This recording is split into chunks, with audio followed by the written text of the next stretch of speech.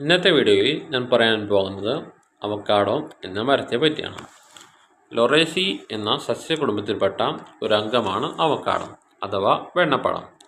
Butter peer, alligator peer എന്നിങ്ങനെയും ഇതിന് പേരുണ്ട്. ഇതിൻ്റെ ശാസ്ത്രീയ നാമം പെർസിയ അമേരിക്കാന എന്നാണ്. ഇവ കരീബിയൻ ദ്വീപുകൾ, മെക്സിക്കോ, തെക്കേ അമേരിക്ക, മധ്യ അമേരിക്ക എന്നിവയാണ് ഇതിൻ്റെ ജന്മദേശം. ഈ മരത്തിൻ്റെ ഫലത്തെയും അവക്കാഡോ എന്നാണ് പറയുക. മുട്ടയുടെ ആകൃതിയിലുള്ളതോ വൃത്താകൃതിയിലുള്ളതോ ആയ ഫലത്തിനകത്ത് കട്ടിയുള്ള അല്പം വലുപ്പമുള്ള വിത്താണ് ഉണ്ടാവുക. കേരളത്തിൽ അവക്കാഡോയ്ക്ക് മികച്ച രീതിയിൽ വളർത്താൻ സാധിക്കും. അതിൻ്റെ കാരണം ഓരോ ഇനത്തിനും യോജിച്ച കാലാവസ്ഥ കേരളത്തിലെ ഏതെങ്കിലും പ്രദേശങ്ങളിൽ സദാ നിലനിൽക്കുന്നു എന്നതാണ്.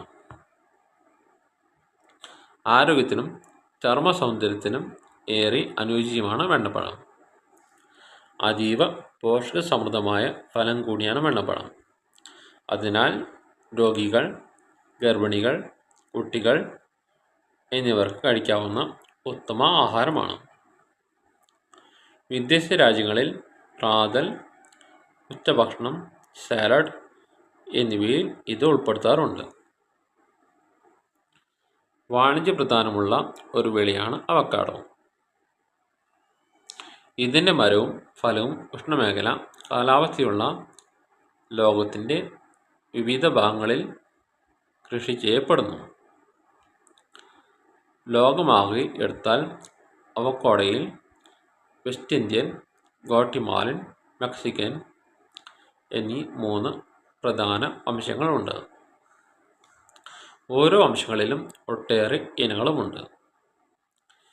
ഇന്ന് കേരളത്തിൽ ധാരാളം ആളുകൾ അവക്കാഡോ വീടുകളിൽ നട്ടു വളർത്താറുണ്ട്. പൊതുവെ ഗ്രാഫ്റ്റ് തൈകളിൽ കുറച്ച് വർഷങ്ങൾ കൊണ്ട് തന്നെ കായ്ഫലം കാണാറുണ്ട്.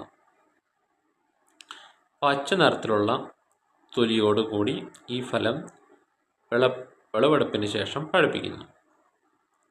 സ്വയം പ്രജനനം നടത്തുന്ന മരമാണ് ഇത്. നല്ല ഇനം ഫലം ലഭിക്കുന്നതിനും കൂടുതൽ കായകൾക്കുമായി ഈ മരം ഗ്രാഫ്റ്റിംഗ് മുകളിൽ ചെയ്താണ് നടത്തുന്നത്. മരത്തിൽ നിൽക്കുമ്പോൾ തന്നെ പഴത്തിനകത്ത് തൈ മുളച്ചു വരുന്ന വിവിപാരി എന്ന പ്രതിഭാസം വെണ്ണപ്പഴ മരത്തിനുള്ളതിനാൽ കർഷകരെ ബുദ്ധിമുട്ടിക്കുന്നു.